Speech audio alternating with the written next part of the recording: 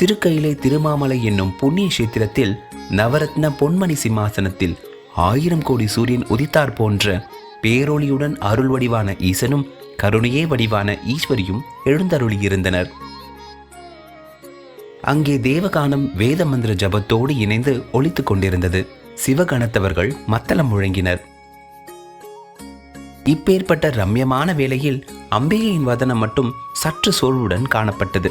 அம்பிகையின் மனநிலையை புரிந்து கொண்ட மகேசன் ஈஸ்வரியின் முகம் நோக்கி, சர்வலோக நாயகி சங்கரி, உனது இன்முகம் வாட்டத்துடன் காணப்படுவது ஏன் என்று அன்போடு வினவினார். ஈசனின் நளினமான மொழி கேட்டு நாயகி, அங்கிங்கே நாதபடி எங்கும் பேரொளி பொங்க காட்சி தரும் நாதன் அறியாததா?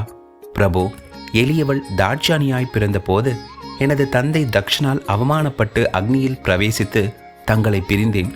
உங்கள் போதனையை மதியாததால் நான் பட்ட அவமானம் இன்னும் என் நெஞ்சை விட்டு நீங்கவில்லை.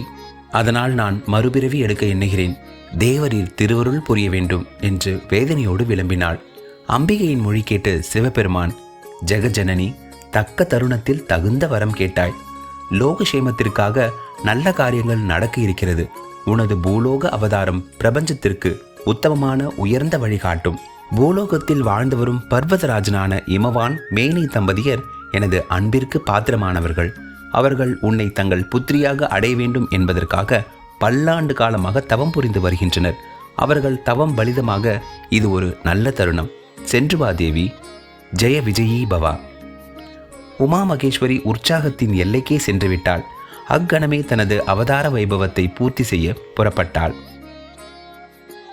ஓஷதி பிரஸ்தம் என்னும் நகரத்தை பன்னெடுங்காலமாக அரசு புரிந்து வந்த பர்வதராஜன் தவம் புரிய சித்தம் கொண்டான். ஒரு நாள் அரியணை விட்டு கீழே இறங்கினான். நாடாண்ட மன்னன் இமவான் அணிமணி ஆபரணம் கலைந்தான். ருத்ராட்ச மணிமாலைகள் தரித்தான். பொன்பட்டு வஸ்திரம் கலைந்தான். காவி அணிந்தான். நாடு கலைந்தான். மனைவியோடு காடு புகுந்தான். இமயமலை சாரலில் மனைவி மேனையுடன் பர்ணாசாலையில் தவத்தை மேற்கொண்டான். தவத்தால் உயர்ந்தான் பர்வதராஜன். தியானத்தால் அவன் முகத்தில் ஒரு பிரகாசம். மணிமுடி அணிந்த தலை சடைமுடியால் மூடியது. காற்று, மழை, வெயில், பனி எதையும் பொருட்படுத்தவில்லை.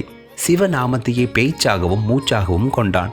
மன்னனின் பர்ணாசாலையை அடுத்துள்ள மானசரஸ் தடாகத்தில் நீலோத்பல மலர்கள் மலர்ந்து தடாகத்திற்கு குடைப்பிடித்தாற் போல் அழகுற காணப்பட்டது. மானசரஸில் இருந்து மன்னன் நித்திய பூஜைக்கு மலர் பறித்து செல்வதனை வழக்கமாக கொண்டிருந்தான். வழக்கம் போல் மலர் பறிக்க வந்த மன்னன் மலர்கள் இடையே பேரொளி பிரகாசிக்க கண்டான். ஒரு கணம் அதிசயித்தான். பேரொளிக்கு காரணம் காண நீலோத்பல மலர் அருகே சென்றான்.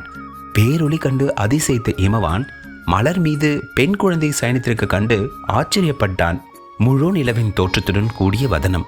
அந்த வதனத்திலே வட்ட கருவிழிகள் 3, பிறைசூடிய சுருளேறிய கரும் கூந்தல், முல்லை அரும்பின் செல்லச் சிரிப்பு, 4 திருக்கரங்கள். குழந்தையின் தெய்வ திருமேனி கண்டு ஈஸ்வரியே தனக்கு பெண்ணாக பிறந்துள்ளாள் என்பதனை புரிந்து கொண்டான் மன்னன். கண்ணன் சிறைச்சாலையில் விஷ்ணுவாக, வசுதேவர் தேவகிக்கு காட்சி கொடுத்தார் போல் இங்கே அம்பிகையும் பார்வதியாக பர்வதராஜனுக்கு தரிசனம் கொடுத்தாள். அம்பிகை நொடி பொழுதில் மாய தோற்றத்தை மறைத்து சாதாரணமான மனுஷ தோற்றத்துடன் மாறினாள். இமவான் குழந்தையை அன்போடு எடுத்து மார்போடு அணைத்து கொண்டான். முத்தமாறி பொழிந்தான். பர்ணாசாலைக்கு எடுத்துச் சென்றான். மேனாவிடம் குழந்தையை கொடுத்து மானசரஸில் குழந்தை கிடைத்த செய்தியை சொன்னான். பூமழை பொழிந்தது. தெய்வ துந்துபிகள் ஒலித்தன.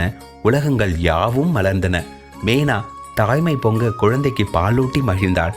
பார்வதி என்று பெயரிட்டு பூரித்தாள். மன்னருக்கு பெண் பிறந்த செய்தி பூமணம் மேவி வரும் தென்றல் போல பூமண்டலம் எங்கும் பரவியது. இமவான் குழந்தையுடனும் மனைவியுடனும் தனது திருமாளிகை சென்றான். குழந்தை பிறந்த வைபவத்தை சிறப்பாக கொண்டாடினான். தான தர்மங்களை செய்தான். ஆலயங்களுக்கு பூஜைகள் செய்தான். இமவான் மாளிகையில் உற்சாகம் ஊஞ்சலாடியது. தேவர்களும் தவசியர்களும் மண்ணுலக மன்னர்களும் தேவ மகளிரும் இமவான் மாளிகைக்கு வந்து அரச குடும்பத்தினரை வாழ்த்தினர். பர்வதகுமாரி நாளொரு மேனியும் பொழுதொரு வண்ணமுமாக வளர்ந்து வந்தாள். இமவானும் மேனையும் எல்லையில்லா இன்பத்தில் மூழ்கி திளைத்தனர். பார்வதி 5 வயது பிராயத்தை அடைந்தாள். அவள் சித்தமெல்லாம் சிவமயமானது. பார்வதியின் உள்ளத்தில் பரமேஸ்வரனின் திருத்தோற்றம் பிரகாசித்தது. சிவனுக்கு உகந்த பண்டிகைகளை தனது தோழியர்களான ஜெயை விஜயுடன் சேர்ந்து மகிழ்ந்து கொண்டாடினாள். தோழியருடன் சேர்ந்து எப்பொழுதும் சிவபார்வதி விளையாட்டு விளையாடி வந்தாள். பார்வதிக்கு பரமசிவனை மணக்க வேண்டும் என்ற ஆசை அந்த சின்ன வயதிலேயே இதயத்தின் ஆழமாக பதிந்தது. பெற்றோர்களிடம் தனது ஆசையை சொன்னார். பெற்றோர்கள் பெருமிதம் பூண்டனர். இருப்பினும் இச்சிறு வயதிலேயே மகளை பிரிய வேண்டுமே என்ற ஏக்கமும் எழத்தான் செய்தது. பெற்றோர்களின் மனோநிலையை புரிந்து கொண்ட பார்வதி பெற்றோர்களிடம் நயமாக பேசினாள். பெண் என்று பிறந்துவிட்டால் மாற்றான் வீட்டுக்கு போய்த்தானே ஆக வேண்டும். அதற்காக வருந்துவது விவேகமற்றதல்லவா? நடப்பதெல்லாம் நான்மறை நாயகன் திருவிளையாடல் அல்லவா? மலரிடை பிறந்த என்னை மணமேடை இருத்த வேண்டியது உங்கள் கடமை அல்லவா? நான் கைலாசபதியான ஈசனை கணவனாக அடைய வேண்டும் என்று மனதால் வரித்து விட்டேன். சித்தத்தை சிவன்பால் வைத்ததற்கு எதையும் ஏற்றுக்கொள்ளும் மனப்பக்குவம் வர வேண்டாமா? தந்தையே, நான் மேருமலைக்கு தவம் செய்ய போகிறேன். எனக்கு உத்தரவு தாருங்கள். மகளின் வார்த்தைகள் பெற்றோர்கள் இதயத்திற்கு சற்று இதமாக இருந்தது. இமவான் மேருமலையில் பார்வதி தவம் செய்ய பர்ணாசாலை அமைத்தான். அவளுக்கு துணையாக தோழியர் ஜெயை விஜயை இருவரையும் பணிப்பெண்கள் பலரையும் அனுப்ப தீர்மானித்தான். மங்கள நாளன்று இமவானும் மேனையும் அன்பு மகள் பார்வதி தேவியை மேலதாள இன்னிசை முழக்கங்களுடன் வேதகோஷம் ஒலிக்க முத்துப்பல்லக்கில் உட்கார வைத்து மேருமலைக்கு புறப்படச் செய்தான். பெற்றோர்கள் பொங்கி வந்த துக்கத்தை அடக்கிக் கொண்டனர். பார்வதி தேவி தவம் புரியச் சென்றாள்.